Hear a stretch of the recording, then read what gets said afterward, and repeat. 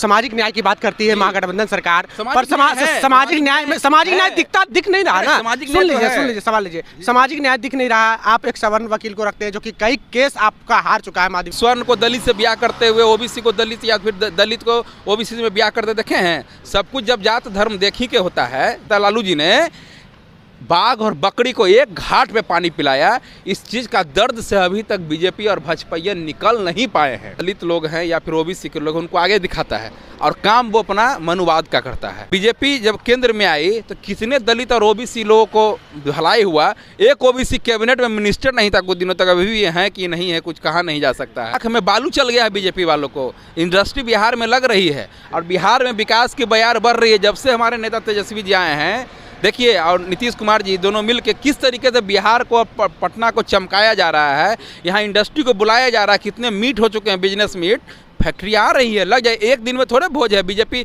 तो 16 साल 17 साल से नीतीश कुमार जी के साथ थी, तो कितने इंडस्ट्री ले आई। बिहार में जातिगत जनगणना हो रही थी और उसको लेकर के बीच में ही कोर्ट स्टे लगा दी, रोक लगा दी कि जातिगत जनगणना नहीं करा सकते हैं। और वहीं जो एनडीए के नेता हैं वो सब अब फ्रंट फुट पे बैटिंग कर रहे हैं कि सरकार की नीति अच्छी नहीं है, नीयत अच्छी नहीं है। इस वजह से वकील कमजोर रखा गया और सरकार कहीं ना कहीं पिछड़ा और अति पिछड़ा विरोधी है, दलित विरोधी है। इन सभी मसलों पर बात करेंगे। हमारे साथ में राष्ट्रीय जनता दल के नेता हैं प्रेम यादव।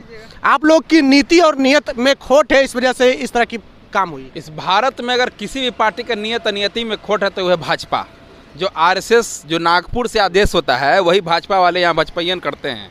तो वो क्या करता है ना कि दलित लोग हैं या फिर ओबीसी के लोग, उनको आगे दिखाता है और काम वो अपना मनुवाद का करता है। तो एक कहने की बात नहीं है।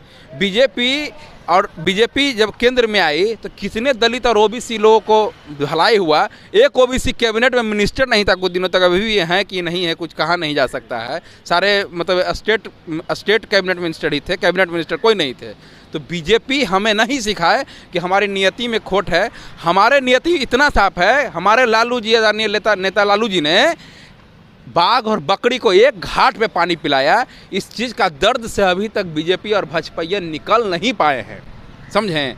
तो इस चीज़ को अभी भी दर्द, वो जानते हैं कि यही एक नेता हैं कि जब तक इस धरती पे हैं जाति जनगणना हो के रहेगी। हमारे नेताजी ने कहा है कि किसी भी हाल में, किसी भी सूरत में, चाहे कुछ भी करना पड़े, जाति जनगणना भारत में, बिहार में होगी और बिहार के बाद भारत में भी होगी। एकदम हो के रहेगा। जिसकी जितनी हिस्सेदारी रहेगी उसको उतना भागीदारी मिलकर रहेगा। प्रेम जी, एक सवाल रहा ना कि आप सामाजिक न्याय की बात करती है महागठबंधन सरकार, पर सामाजिक न्याय दिख नहीं रहा ना। सुन लीजिए सवाल लीजिए, सामाजिक न्याय दिख नहीं रहा। आप एक सवर्ण वकील को रखते हैं जो कि कई केस आपका हार चुका है। माध्यमिकता है, सरकार का वकील है और वो कई केस हार चुका है, तब भी उसको आप कोर्ट में। हमारे तो जुम्मे 4 दिन सरकार आई हुई है और ये विषय आया है। पिछला बार भी आरक्षण आधारित जो नगर निकाय चुनाव था उस पर हाईकोर्ट रोक लगाई।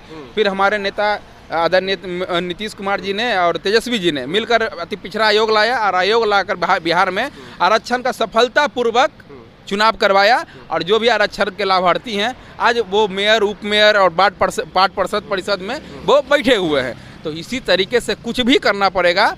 बिहार में जातिगत जनगणना होके रहेगी। जिसकी जितनी भागीदारी है, हिस्सेदारी है, उसको मिलकर रहेगी। वो तो कह रहे हैं, कुछ लोग का ये मानना है कि जातिगत जनगणना पर 500 रुपये खर्च करते, उससे बढ़िया कोई इंडस्ट्री लगाते बिहार में तो कुछ फायदा होता। जातिगत जनगणना से फायदा क्या है? उनके आंख में क्या चल गया है? आंख में बालू चल गया है बीजेपी वालों को। इंडस्ट्री बिहार में लग रही है और बिहार में विकास की बयार बढ़ रही है। जब से हमारे नेता तेजस्वी जी आए हैं, देखिए, और नीतीश कुमार जी दोनों मिलकर किस तरीके से बिहार को, पटना को चमकाया जा रहा है। यहाँ इंडस्ट्री को बुलाया जा रहा है। कितने मीट हो चुके हैं, बिजनेस मीट, फैक्ट्री आ रही है, लग जाए। एक दिन में थोड़े भोज है। बीजेपी तो 16 साल 17 साल से नीतीश कुमार जी के साथ थी, तो कितने इंडस्ट्री ले आई। वो तो केंद्र में भी उनकी सरकार थी, तो इंडस्ट्री कहाँ इंडस्ट्री ले आई। हमारे तो सरकार बने हुए 6 महीने भी पूरे हुए ठीक से नहीं, 6-8 महीना हुआ होगा। 8 महीने सरकार हुआ तो 8 महीना में कौन इंडस्ट्री लगा देगा। अभी सबके लिए प्रोजेक्ट बन रहा है। उद्योग विभाग में बहुत सारे काम हुए हैं, कंपनियां आ रही हैं और बीजेपी को 2025 से आते आते बहुत सारी यहाँ इंडस्ट्री दिखने लगेगी। बीजेपी वालों के आंख में बालू चल गया है, ना उनको सामाजिक न्याय दिखता है, ना बिहार का विकास दिखता है। अच्छा, ये बताइए कि आप वकील तो वही हैं, आने वाले कुछ दिनों में फैसला आना है। अगर फैसला आपके विपरीत आती है तो क्या रोड मैप रहेगी? महागठबंधन के नेताओं में क्या कुछ बदलाव किया जाएगा? हमारे नेता इसके लिए विचार कर रहे हैं, मीटिंग चल रही है। जो भी होगा सामाजिक न्याय के बेहतरी के लिए होगा और बिहार में जातिगत जनगणना हर हाल में होकर रहेगी। तो फायदा पर सवाल उठ रहा है ना कि क्या फायदा होगा, जातिगत जनगणना होगी तो जातीय भेदभाव और बढ़ जाएगा। कैसे भेदभाव बढ़, जाति भेदभाव नहीं रहता था। किसको देखे हैं कि स्वर्ण को दलित से ब्याह करते हुए ओबीसी को दलित या फिर दलित को ओबीसी में ब्याह करते देखे हैं? सब कुछ जब जात धर्म देखी के होता है, जाते में होता है, धर्मे में होता है, तो सबकी उसी तरीके से जात की गिनती होगी। यहाँ कुत्ता बिलाई की गिनती होगा, जाति का गिनती नहीं होगा। जाति जो अंतिम पायदान में जो आदमी बैठा हुआ उसका गिनती नहीं होगा।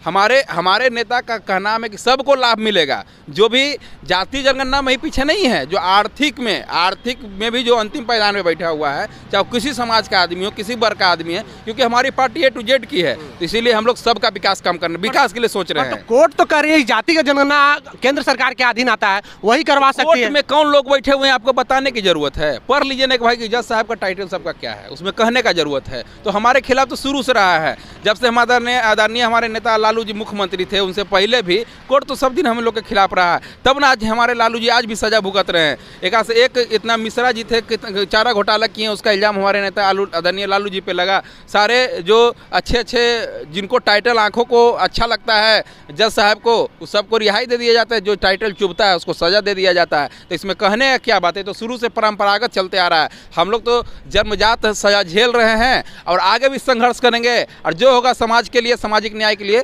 सजा झेलेंगे। चलिए, तो जो होगा सामाजिक न्याय के लिए वो सजा झेलेंगे। और कोर्ट का एक स्टेटमेंट आता है कि आप जातिगत जनगणना क्यों करवा रहे हैं, तो सरकार ये पक्ष देती है कि हमारे पास नीति बनाने के लिए कोई आंकड़ा नहीं है। अगर हमारे पास आंकड़ा आ जाएगा तो हम समाज के हर वर्ग, हर कैटेगरी के लोगों के लिए नीति बना सकते हैं। पर आने वाले कुछ दिनों में फैसला आना है कोर्ट का। अब देखने वाली बात यह है कि पक्ष में आता है या विपक्ष में फैसला, उसके बाद नेता क्या करेंगे वो तो समय भी बताएगा। बहरहाल ये थे हमारे साथ में प्रेम यादव, राष्ट्रीय जनता दल के व्यावसायिक प्रकोष्ठ के प्रदेश महासचिव हैं।